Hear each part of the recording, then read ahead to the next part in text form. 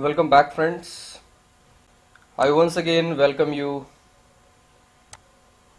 on this particular series based primarily on preparation for competitive examination and also to help people improve their grammatical accuracy through this particular exercise, which is known as spotting the errors. As you can see, it's subhead as an exercise for improving grammatical accuracy and for preparation for the competitive exam. So that means this exercise is useful for all kinds of users of English language, whether they are willing to appear in the exam or not. That means even for day-to-day communication, we always wish whenever we communicate, we must have grammatical accuracy in our speech and text.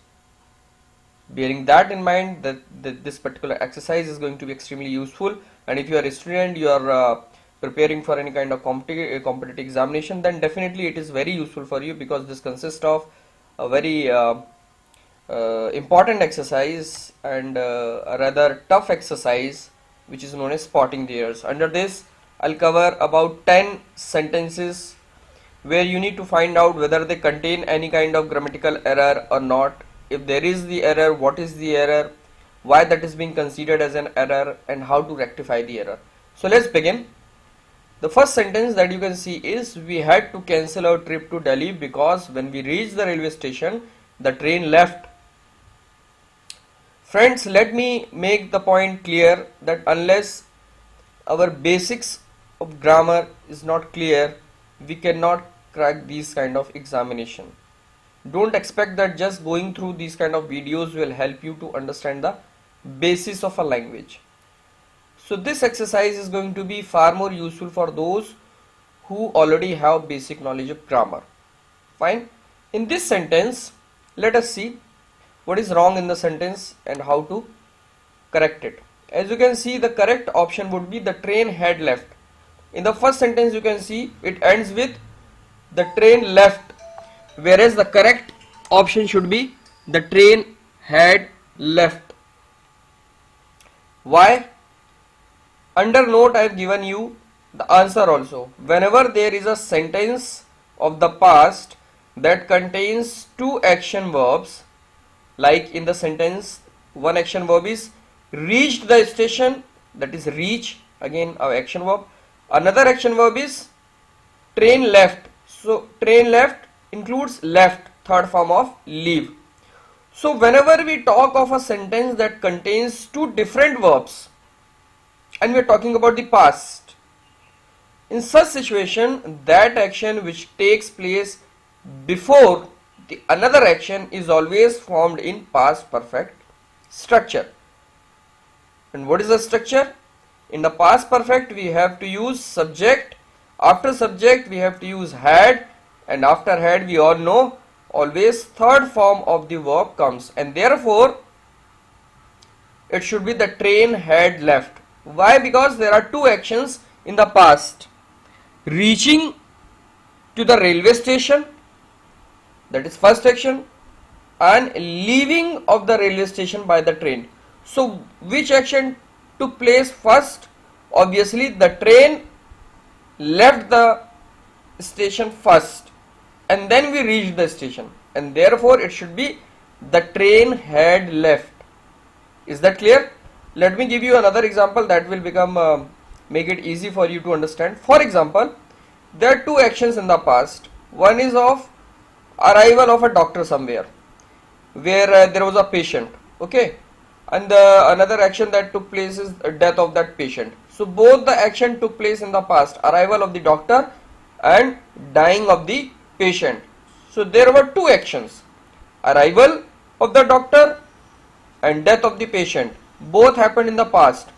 Now let us see what kind of sentences can be made. So in this situation, there are two probabilities. First probability is the doctor arrived first and then the patient died, and second probability could be the patient died first and then the doctor arrived. So bearing these two probabilities, there can be two different sentences. Let's see. There can be two different sentences depending upon what happened first. For example, if doctor arrived first, the sentence would be the doctor had arrived.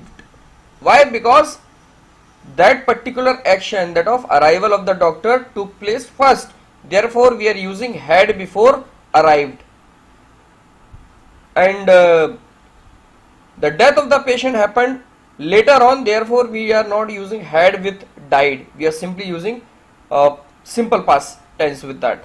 So, the doctor had arrived before the patient died. Had has to be used with the arrival of the doctor because that happened first. Now, second probability is, however, if the patient died first, the sentence would be the patient had died. Why? Because in this sentence we are saying that the death of the patient happened in the very beginning, at first place, and only after that the doctor arrived. So it is not like where to use had. It all depends upon what happened first. Whatever action happens first, if there are two actions in the past, so the action that took place first will be found with the help of had. Is that clear? Alright. So the structure would be subject plus had plus third form of verb took place first, whereas subject plus verb second form of the verb that took place later. So I gave this explanation with a view to help you understand why we are supposed to use had in that sentence, which we have already done. So let's move to another sentence. That is, many a student has failed in the mathematics test, but Dilip has scored 100%. Most of the people use this expression 100%. But do you know, in formal communication or in written communication, this expression is not considered right, and therefore the correction would be many a student has failed in the mathematics test, but Dilip has scored full marks. So instead of using expressions like scored 100%, we should use scored full marks. In formal expression 100% is not used, rather we should use in such condition full marks. Next sentence is, the general with over 1,000 officers and soldiers have surrendered to the Indian troops who are patrolling the valley. Alright, now what is the problem in this kind of sentence? Because we are using here, apart from general, we are talking about 1,000 officers and soldiers. We tend to consider the subject as the subject is of plural number, and therefore we are using here have. But the fact is, the subject is of singular number only. The general is the only subject. Whenever we add an additional subjects with the help of a word like with or along with, always remember we are not supposed to use plural number verb. Always remember this word, the general, will be considered the subject, and therefore accordingly we have to use verb. So therefore instead of have, there should be has. Yes, the general with over 1,000 officers and soldiers has surrendered to the Indian troops who are patrolling the valley. Is that clear? So this has to be in consonance with the main subject, that is general. So don't get confused with this particular phrase with over 1,000 officers and soldiers, because we are using here with, that has become additional part, that is not main subject. However, if we had used instead of with, if we had used and, then definitely have would have been correct. But we are not using and, we are using with. So always remember this kind of difference, because we get confused because of this. Main subject is in singular number, that is the general, hence has should be used. And therefore I have already mentioned where we need to be careful. Beware of committing such errors, particularly when with or along with is used in a sentence. Okay, so with and along with, whenever they are used, always remember the main subject has to be considered in mind whenever we use the verb. If the main subject is in the plural number, then the plural number verb has to be used, otherwise singular number. Next sentence is, if he wrote the examination faster and had answered one more question, he would have scored better. Again we are talking about the past tense, that to a conditional sentence. Whenever we make a conditional sentence of the past, always remember that clause which contains condition is always expressed in this structure where you have to use had plus verb third. But in the original sentence, what has been used? Second form of the verb. If he wrote, but the correction should be if he had written. Whenever you are making this kind of sentences, conditional sentences of the past, always remember that clause which contains condition or which has if, the sentence that begins with if, the clause that contains if or condition has to have this particular structure, that is subject plus had plus verb third. Is that clear? In note also I mentioned it. In conditional sentences of the past, the first part of the sentence that contains the condition is made through the structure as if, subject plus had, and if it is negative sentence, obviously it will have not along with it, plus third form of the verb. Therefore, instead of saying if he wrote, we should write if he had written, and in that case the sentence would be correct. If you had informed me about your accident, I've given an example in the same structure. If you had informed me about your accident, I would have come to see you in the hospital. So see, in the very first part where the condition is there, which begins with if, I have used here had informed.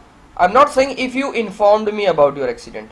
If I wrote the sentence like if you informed me, in that case the sentence would be incorrect. Therefore, I have to write it like if you had informed me. Is that clear? Let's move to another sentence. For decades there have been a debate on whether schizophrenia is a psychological condition. Schizophrenia, many of you must be familiar with the term, is a psychological state where people tend to feel what is not actually fact or truth. So that is also considered as a disorder, mental disorder. Okay, so there is a sentence based on that word. For decades there have been a debate on whether schizophrenia is a psychological condition.